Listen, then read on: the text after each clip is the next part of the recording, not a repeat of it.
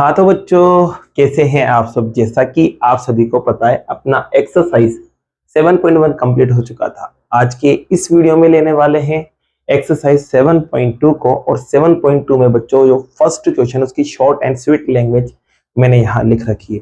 इसको करने से पहले बच्चों आपको इसका थोड़ा बहुत इंट्रोडक्शन आना चाहिए।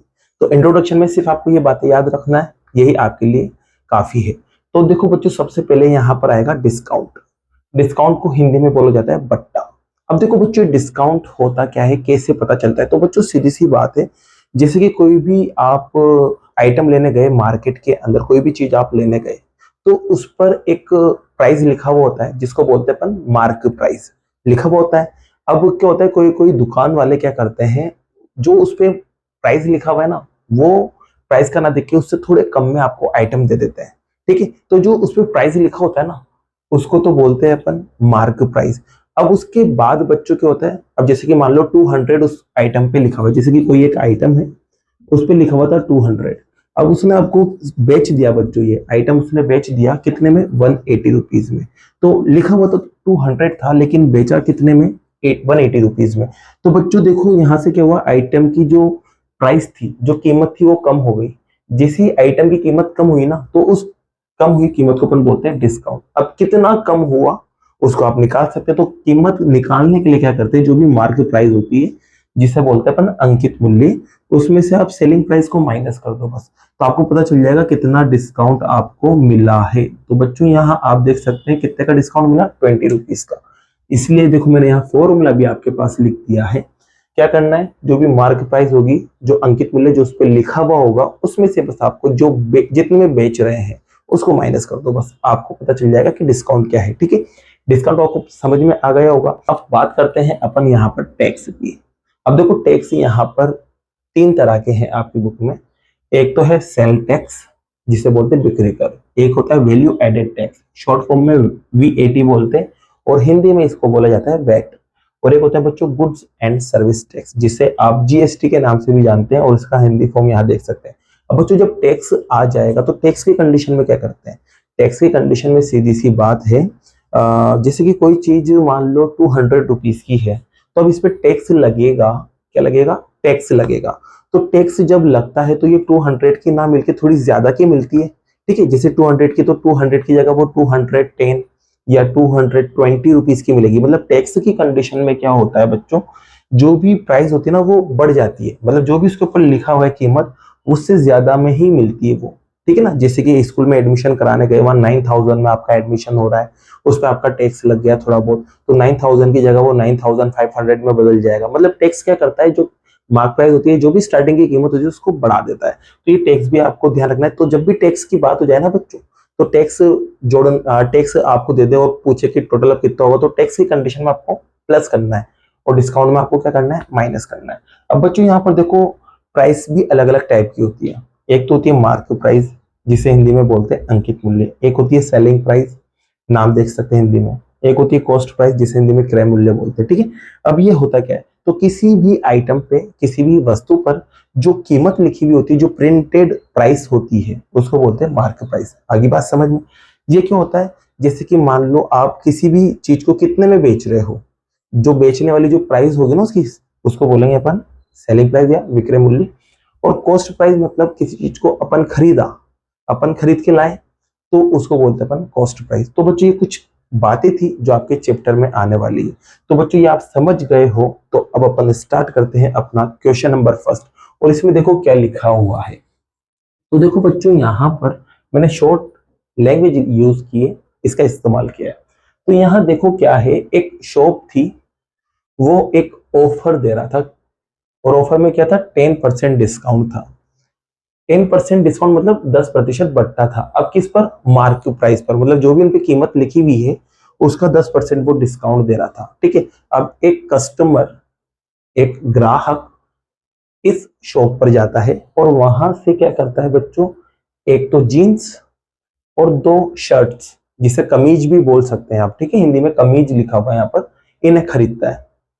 अब इन्हें वो खरीदता है, तो पहले इनकी वो कीमत देखते हैं, इन पे क्या कीमत लिखी हुई है। तो जब वो कीमत देखता है ना, तो जीन्स पर जो उसकी कीमत लिखी हुई थी, जो मार्क प्राइस थी, ये एमपी मतलब है मार्क प्राइस जो थी वो कितनी थी जीन्स की 1450 रुपीज। ठीक है, ये जीन्स की कीमत थी बच्चों।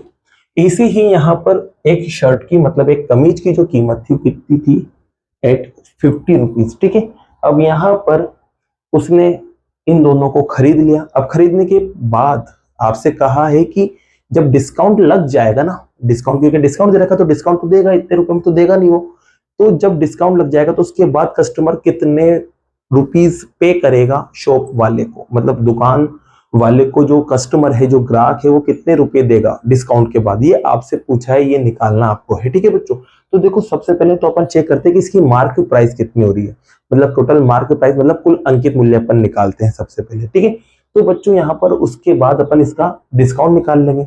अब यहाँ पर देखो परसेंटेज में दे रखा है तो अपन को इसको रुपीज में बदलना आता है, मतलब क्वांटिटी में बदलना आता है।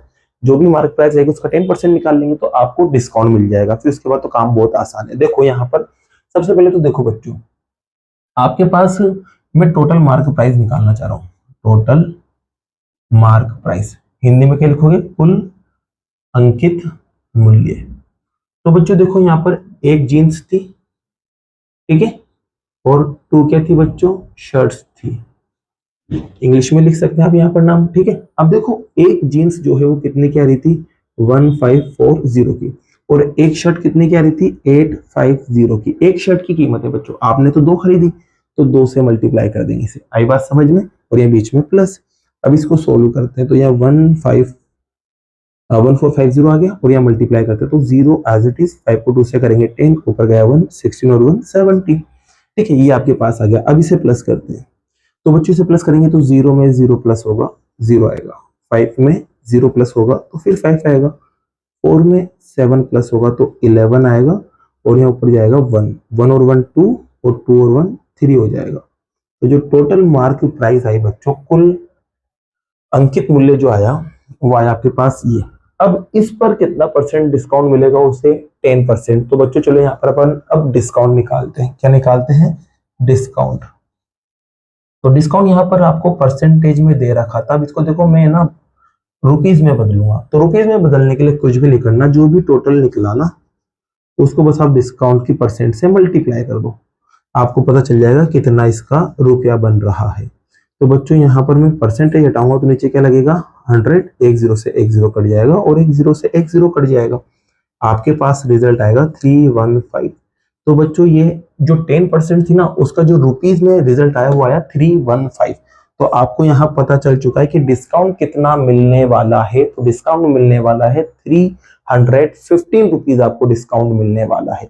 अब आपसे कहा है कि कस्टमर कितने पे करेगा। तो बच्चों देखो पहले तो उसने इन्हें प्लस किया होगा, दुकानदार ने जब पहले सबसे पहले जो भी उसके ऊपर कीमत लिखी होगी उन्हें प्लस किया होगा, फिर उसके बाद उसका 10% निकाला होगा, फिर 10% को माइनस कर दिया होगा, तो उसको जो भी पैसा बना होगा वो कस्टमर से लेना होगा। तो यहाँ पर भी क्या करेंगे बच्चों, जो भी टोटल कीमत ये थी ना इसमें से ये डिस्काउंट को क्या कर देंगे माइनस, तो पता चल जाएगा कि कस्टमर कितने पे करेगा। तो बच्चों यहाँ पर आपको बस इतना सा लिखना है, पे बाय कस्टमर, पे बाय कस्टमर, ग्राहक द्वारा भुगतान, हिंदी में लिख लेना बच्चों, ग्राहक द्वारा भुगतान। अब देखो ये कैसे निकलेगा, तो सीधी सी बात है, जो भी टोटल निकला था ऐड करने पर उसमें से जो डिस्काउंट है उसको बस आपको माइनस कर देना है। चलो माइनस करते हैं। देखो बच्चों 0 में से 5, मतलब 0 में से नहीं जा सकता तो ये इसको दे देगा, तो ये हो जाएगा 10, 10 में से 5 गया तो 5 बचा, अब यहाँ 4 बचा रहेगा, 4 में से 1 माइनस करेंगे तो 3 बचेगा।